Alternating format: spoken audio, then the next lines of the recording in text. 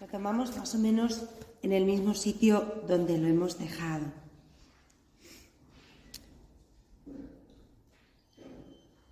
Veíamos que las bienaventuranzas están directamente ligadas a la misión y la función del Espíritu Santo en nuestra vida, ¿no? Y que solamente con el Espíritu Santo podemos comprender y practicar y hacer nuestras las bienaventuranzas. Bien. La pobreza, la mansedumbre, las lágrimas, el hambre y la sed de Dios, la misericordia, la pureza de corazón, la construcción de la paz, la alegría en la persecución, presuponen, solamente pueden realizarse en un corazón que ha sido transformado por el Espíritu.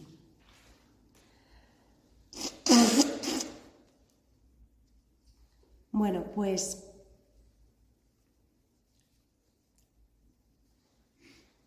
así como el Espíritu Santo, actuando con las bienaventuranzas, es capaz de transformar un corazón vacío, un corazón pecador, un corazón alejado de Dios, pues en un corazón bienaventurado, en un corazón lleno de paz, lleno de Dios, lleno de vida verdadera, pues de la misma manera tenemos que creer, porque es así, que en esas situaciones humanas difíciles, complicadas, que nos encontramos todos en la vida, ¿no?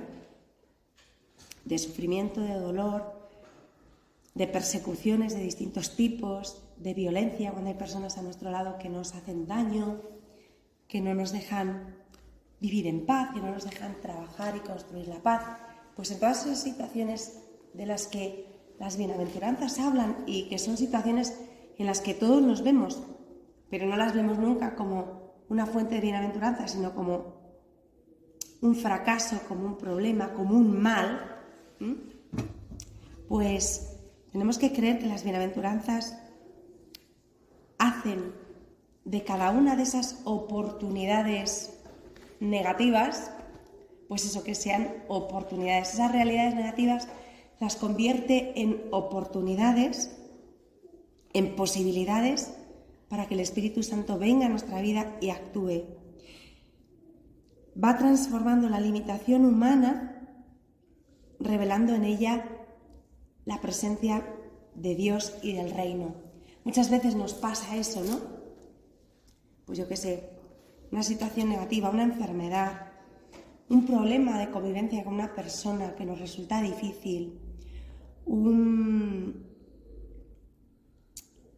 pues en nuestro propio egoísmo a veces, que nos lleva a no ser limpios de corazón, a desear cosas que Dios no quiere, a obrar el mal, a romper con eso la paz, la armonía, a causar sufrimientos a otros. Todas esas situaciones que vivimos, que las vemos como una lacra y contra las que pateamos y nos rebelamos y nos enfadamos y no queremos y nos ponemos furiosos, pero que a la hora de la verdad, salvo ponernos furiosos, tampoco hacemos nada efectivo para cambiarlas, pues todas esas situaciones se convierten por el Espíritu Santo en oportunidades, en posibilidades para la bienaventuranza, para la felicidad. Y tenemos que ver como clave de lectura de las bienaventuranzas siempre que son una promesa de felicidad y que no se trata de una felicidad o una satisfacción simple y meramente humana, sino que es la felicidad verdadera, que es la visita auténtica del Espíritu de Dios, del Espíritu Santo, porque el Espíritu Santo, el Espíritu de Dios, es el consuelo, es la alegría, es la paz, es el amor. El Espíritu Santo se siente como atraído por esas situaciones que acabamos de nombrar, ¿no? Pues de pobreza, de lágrimas, de hambre y sed de Dios, todas de persecuciones, de calumnias, de alguna manera todas esas desgracias atraen al Espíritu Santo, como que le gustan, como que le ponen en marcha. Y reposa de manera especial, muy, muy especial, en el hombre que es pobre de corazón, en el hombre que es manso, en el hombre que es humilde, en el hombre sufriente, en el hombre misericordioso, en el hombre perseguido. El Espíritu Santo se encuentra a gusto, le atrae ese tipo de persona y llega a él y va transformando la vida de ese hombre y lo va santificando, que al final eso es la labor principal del Espíritu Santo, santificarnos, hacernos bienaventurados. Son situaciones que humanamente en ellas no se percibe ninguna perspectiva de felicidad, ¿no? Y donde tampoco se ve ninguna búsqueda de satisfacción humana que vas a encontrar ahí, pero de repente aparece una felicidad sorprendente, inexplicable, donde no se esperaba, un don gratuito del Espíritu Consolador que viene a descansar sobre el hombre y sobre su realidad. Y eso nos lo dice San Pedro en su primera epístola, primera de Pedro 4:14, y dice, en el caso de la persecución: bienaventurados si os insultan por el nombre de Cristo, porque el Espíritu de la gloria, que es el Espíritu de Dios, reposa sobre vosotros.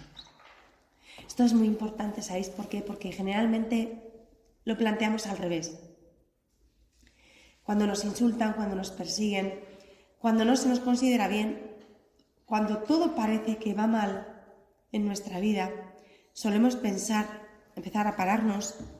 A mí me ha pasado muchas veces y me imagino que a vosotros también. Pararte delante del Señor y decirle: Señor, ¿qué es lo que estoy haciendo mal? ¿Por qué todo sale mal? ¿Por qué esto no va para adelante? ¿Por qué? ¿Qué está pasando? ¿No estás contenta conmigo? Te estoy defraudando, Señor. ¿Qué está pasando? ¿Por qué me están calumniando, persiguiendo?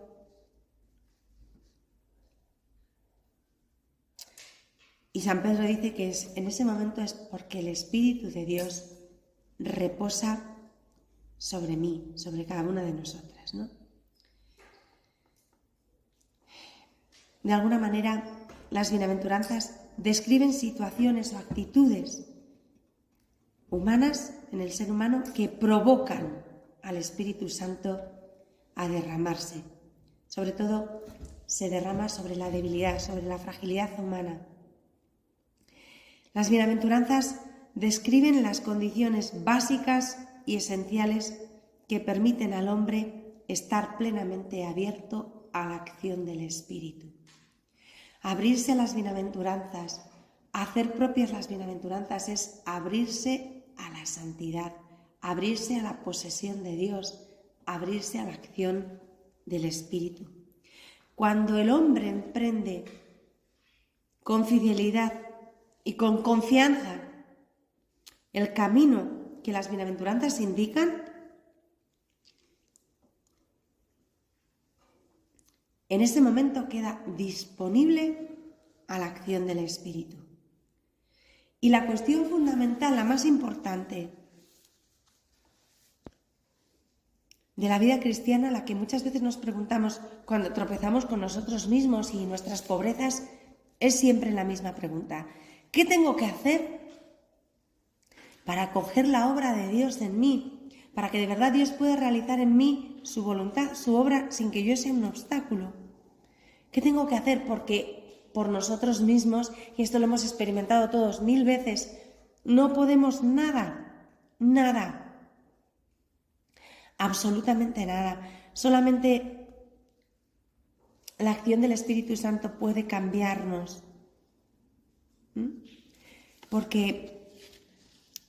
Y solamente desde el Espíritu Santo lograremos al final vivir nuestra vocación. De otra manera es absolutamente imposible.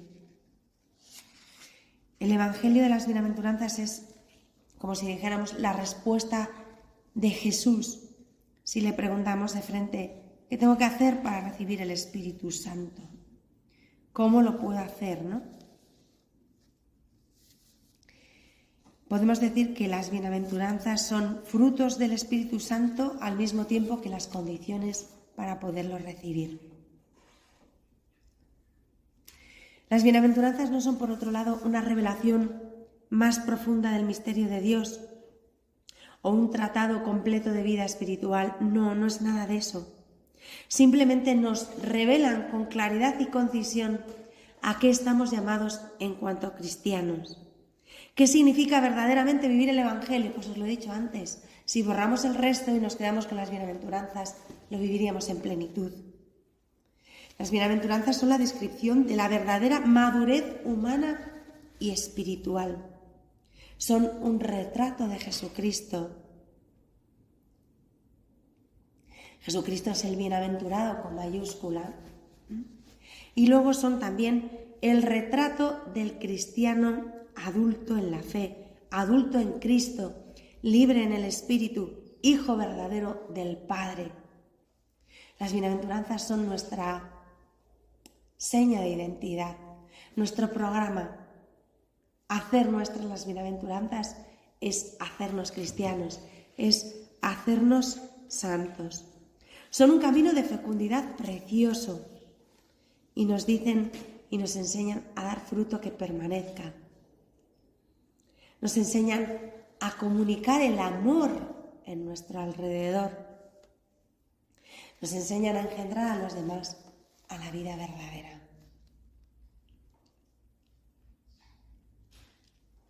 Y nos enseñan algo muy importante a lo que estamos llamados todos los cristianos y que no nos lo solemos plantear, no lo solemos considerar de verdad. Todos los cristianos estamos llamados a la paternidad y a la maternidad espiritual. Todos estamos llamados en la Iglesia a ser padres y madres. Estamos llamados a ser fecundos, a unirnos a Jesús para aumentar los hijos del Padre,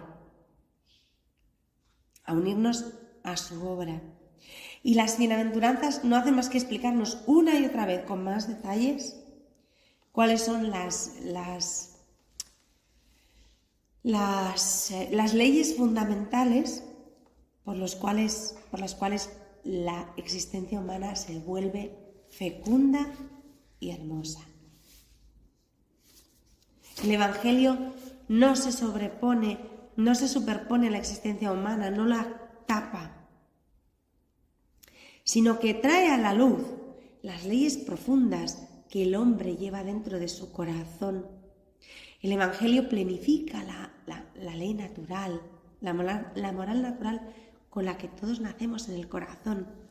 El Evangelio y las bienaventuranzas las sacan esa ley humana fundamental, esa moral fundamental a la luz y la llenan de sentido y nos hacen posibles para vivir un amor auténtico, libre y fecundo, como el de Jesús. Amaos como yo os he amado. Acoger el Evangelio significa ir directamente a la profundidad, a la sencillez, a la unidad de la vida humana y buscar su sentido último y comprender así las condiciones de la verdadera felicidad. Al final, hoy lo he oído en misa y me ha quedado muy grabado. Lo que importa no es vivir o morir, lo que importa es estar en Cristo. Lo que importa no es estar aquí o allá, sino en Cristo. Lo que importa es ser bienaventurado, ser en Jesús, hacer mías las bienaventuranzas ya en esta tierra y después también en el cielo. Ser bienaventurada en el cielo, pero ser bienaventurada ya ahora. No importa dónde, no importa cuándo, importa que ya mismo yo sea bienaventurada. No morir o vivir, sino estar en Cristo. Ser de verdad bienaventurada. Las bienaventuranzas forman un conjunto extremadamente coherente. No podemos vivir una de ellas si no se viven también todas las demás. Y no se pueden separar porque son una unidad, un todo. Es verdad que cada bienaventuranza especifica un aspecto, ¿no? Algo, y tiene un valor propio. Pero siempre, en todas las bienaventuranzas, la persona descrita en la primera parte de la frase, el pobre, el manso, el misericordioso, el que construye la paz, el perseguido, es siempre la misma persona, o sea, nosotros, los discípulos de Jesús. Pero nos va enumerando diferentes aspectos de lo que estamos llamados a vivir. Y lo mismo pasa con la segunda parte de la frase. La recompensa que se anuncia en la segunda parte de la frase, poseer el reino, ser consolado, ser llamado hijo de Dios, es siempre la misma y única recompensa, pero con distintas facetas, o sea, visto desde distintos ángulos. Pero al final es siempre el acceso al reino lo que se nos concede, lo que se nos promete. La entrada en esa riqueza del misterio de Dios con sus diferentes manifestaciones. Por eso conviene que cuando meditemos las bienaventuranzas, contemplemos en la segunda parte de cada una la gracia que se nos ofrece, poseer el reino, ser consolado, recibir la tierra en herencia, ser saciado, obtener misericordia, ver a Dios, ser llamado hijo de Dios. ¿Qué más cosas podemos desear? Esto tendría que llevarnos al gozo y a la alegría. Como nos dice la última frase de Jesús, la última bienaventuranza, alegraos.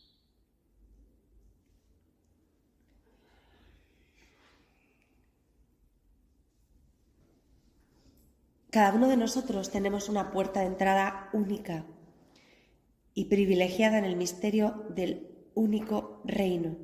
Cada uno de nosotros tiene una vocación personal y según nuestra vocación personal y según también el momento de nuestra vida en que nos hallemos viviendo esa misma vocación personal, siempre estamos llamados a poner en el centro de nuestra existencia una u otra de las 8 bienaventuranzas. No hay un momento de nuestra vida en que no nos encaje una bienaventuranza. No podemos prescindir de las bienaventuranzas nunca.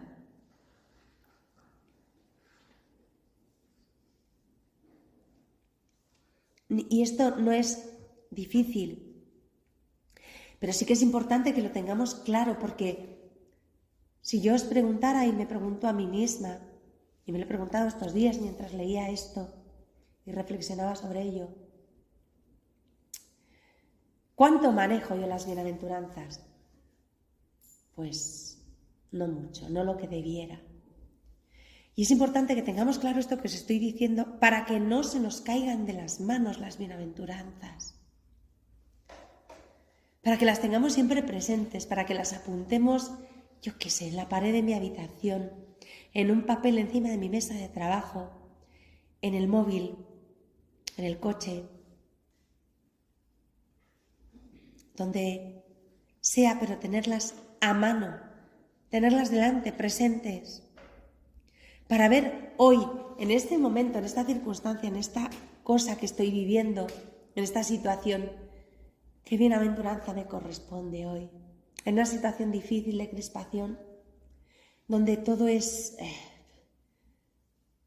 motivo de fricción, de bienaventurados los que trabajan por la paz. Quizás esa sea mi bienaventuranza hoy. En un momento de juicio, de dureza, de enfado, de frustración, quizá lo que hoy me susurra el Señor al corazón es: bienaventurados los misericordiosos.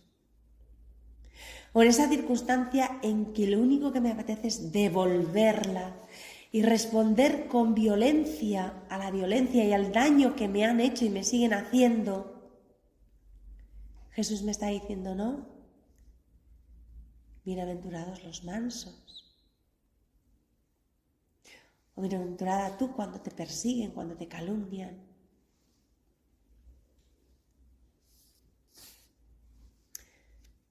Así id repasando una a una todas las bienaventuranzas. En esta situación agobiante de mi vida, en este agobio que tengo hoy, en esta preocupación, Señor, muéstrame mi bienaventuranza de hoy. ¿Cómo voy a ser feliz hoy, bienaventurada hoy, en medio de esta angustia, en medio de esta preocupación, en medio de este agobio, en medio de este sufrimiento? Si tú fuiste el perfecto bienaventurado en la cruz, enséñame a ser bienaventurada yo en mi cruz. Ponme delante la bienaventuranza que me toca, susúrramela tú al corazón. Necesito escuchar mi bienaventuranza en tu voz, Señor.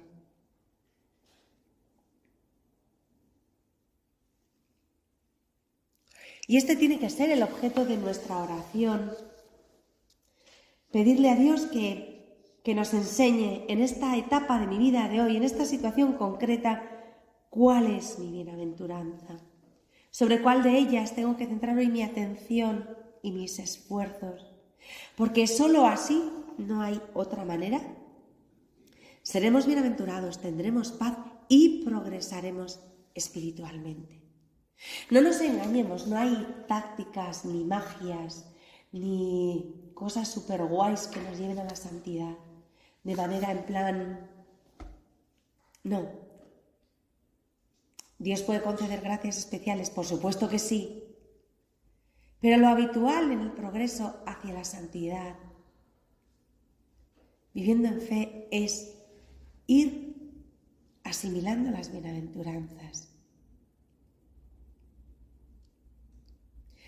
Además de esto, las bienaventuranzas son la única clave también para la conversión personal, porque son una llamada a la conversión y son una llamada que implica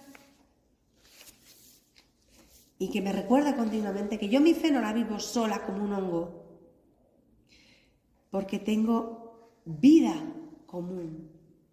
El cristiano nunca puede realizar su vocación cristiana aislado o en soledad. El cristiano es hermano, y hermano es el que tiene fraternidad.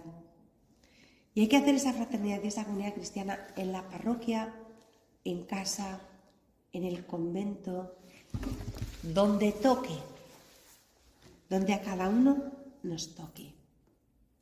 Las bienaventuranzas son las que hacen posible la vida común, la vida compartida, porque sin humildad, sin misericordia, sin mansedumbre, ninguna comunidad de vida se sostiene, ninguna familia funciona, ningún matrimonio perdura.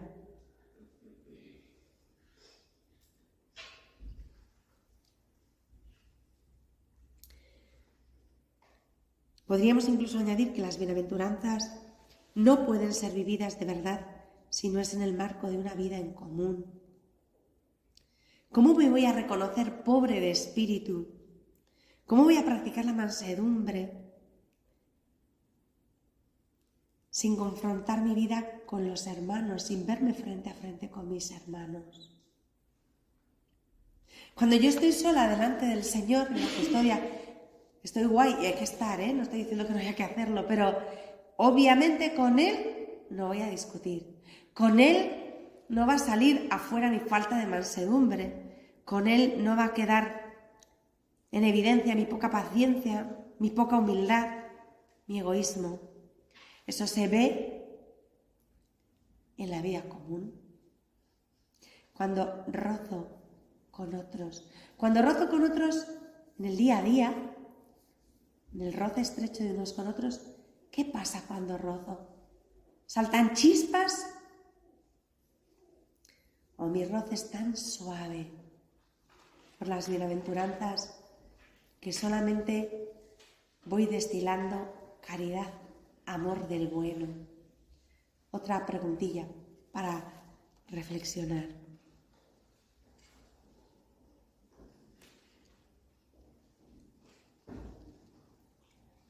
La comunidad, el matrimonio, la familia, la comunidad parroquial,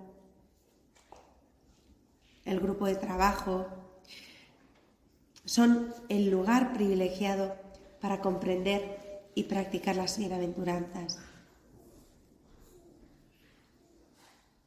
¿Dónde podemos hacer mejor la necesaria? Atención, esto que voy a decir es necesario, no es que a ver si puedo evitarlo. No lo evites porque es necesario.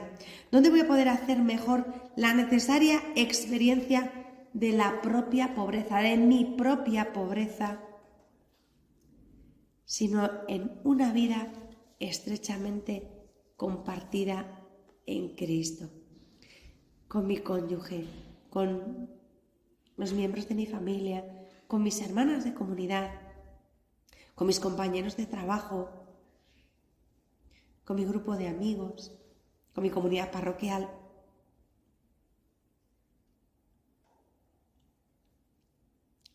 Las bienaventuranzas muestran todo su sentido, su belleza, su irradiación, cuando se convierten en la norma de vida, en la regla de una comunidad. Los pobres del Señor, según la expresión bíblica sobre la que volveremos una y otra vez siempre, pues siempre han sentido necesidad de unirse los pobres. El verdadero pobre de espíritu no huye, busca la comunidad. Cuando uno huye de su familia, huye de su cónyuge, huye de su comunidad, no es pobre de espíritu, es soberbio de espíritu. El verdadero pobre de espíritu busca en la comunidad fuerza y sostén. De la comunidad se huye normalmente por soberbia.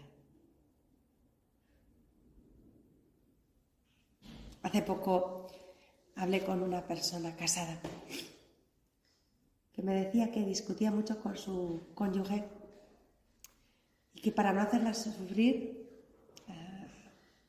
pues se aislaba y se iba y no quería estar con ella. Y yo le dije, pues gol, chico. Si no la quieres hacer sufrir y la dejas tirada, pues supongo que la harás sufrir con tus exabruptos, tus limitaciones, tus maneras de ser cuando estás con ella. Pero abandonarla es el sufrimiento mayor para ella y para ti, porque en el fondo tu vocación es esa persona. Pues aplicarlo a cualquier comunidad, a cualquier familia, a cualquier grupo. No, para no hacer sufrir a mi grupo de catequesis, porque soy una borda infumable, me voy. Pues deja de ser una borda infumable y no te vayas. Empieza a vivir la bienaventuranza de la pobreza de espíritu, la bienaventuranza de la mansedumbre, y no huyas. Huyes porque eres un cobarde y no eres capaz de negarte a ti mismo. Llamemos a las cosas por su nombre. No, si yo cuando me voy solo quiero un bien. No. Tú cuando te vas, lo que haces es darle cancha al demonio y poner a salvo tu egoísmo. Lo que se dice en lenguaje castizo, no dar tu brazo a torcer. Ahí no está Dios.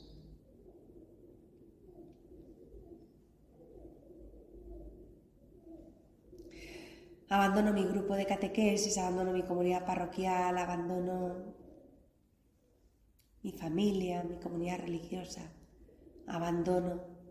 Cuando alguien que ha huido ha hecho bien. Cuando alguien que ha abandonado a su esposa, a sus hijos, a su comunidad religiosa, a su grupo, ha hecho bien, pues nunca. La solución no está en escaparse y huir, sino en permanecer con el espíritu de las bienaventuranzas.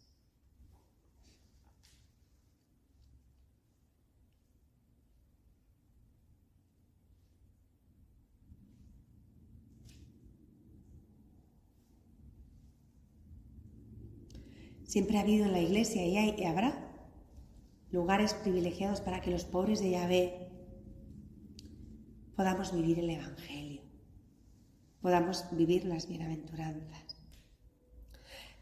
Os invito hoy a que recemos mucho para que sean muchas las almas, las personas, los grupos, las familias que se sientan llamadas a vivir de esta manera las bienaventuranzas.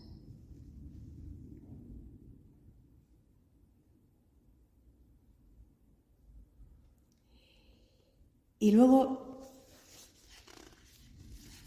por último, ya termino, hay en las bienaventuranzas una realidad preciosa.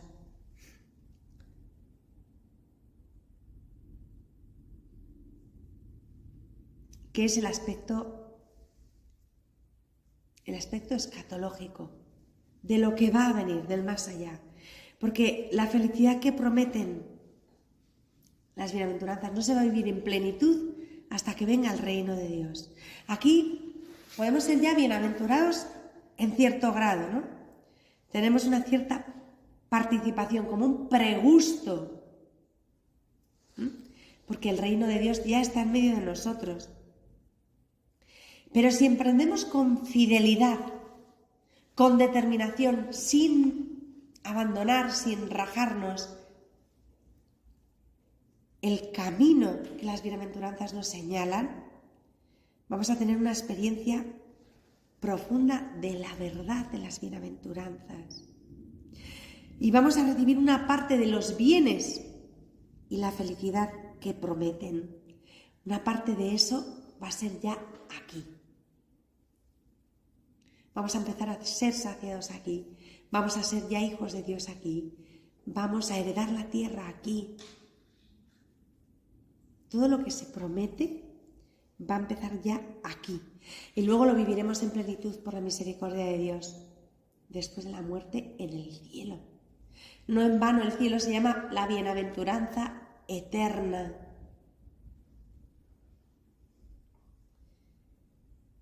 Si nos ponemos a esto de verdad, si avanzamos de corazón, sin rajarnos, sin escaquearnos, sin tirar la toalla, sin mirar para otro lado, si damos todo con empeño, no dejaremos de conocer ya aquí el consuelo del Espíritu Santo y recibir ya el pregusto, una muestra gratuita, como cuando vamos a comprar algo, ¿no? Del producto, o sea, de lo que viene después. Y aquí pruebas, te pasa nada. Pero con esto te haces un poco a la idea de cómo es el producto. Pues las bienaventuranzas, si se viven en plenitud, dejan en nuestro corazón el gozo y la alegría del cielo. Empezamos a saborear el cielo, a pregustar la eternidad, la bienaventuranza eterna. Y a fuerza de perseverar, de permanecer y de vivir siempre según el Evangelio, llegaremos a esa gozada. Pero insisto en no cansarnos y en repetir una y otra vez, Jesús, ¿cuál es mi bienaventuranza de hoy? En esto que me cuesta, en esto que me duele, en esto que no entiendo, esto que se me hace difícil, esto que me tienta, ¿cuál es mi bienaventuranza de hoy?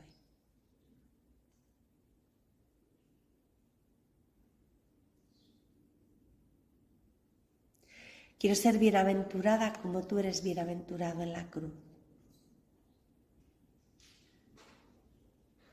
Quiero hacer vida a las bienaventuranzas y que sean encarnación, donde yo sea bienaventurada y haga bienaventurados a otros.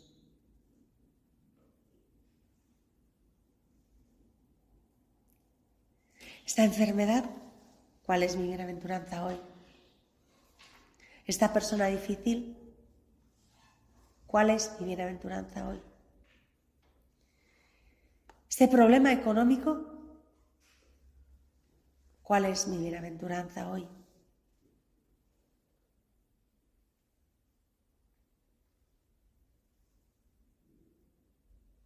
este agobio que tengo, este enfado, este sentimiento de rabia. Jesús, hoy, ¿cuál es mi bienaventuranza? Susúrramela tú al corazón. Necesito oírla de ti, de tu corazón, de tus labios. Sobre todo te pido hoy la gracia para mí y para todos los que estamos aquí, de aprender, enséñanos tú, a ser de verdad bienaventuradas en la cruz. Que yo, en mi cruz de cada día, lleve a plenitud las bienaventuranzas. Que mi cruz de cada día yo haga cielo, haga eternidad. Enséñanos, Señor Jesús.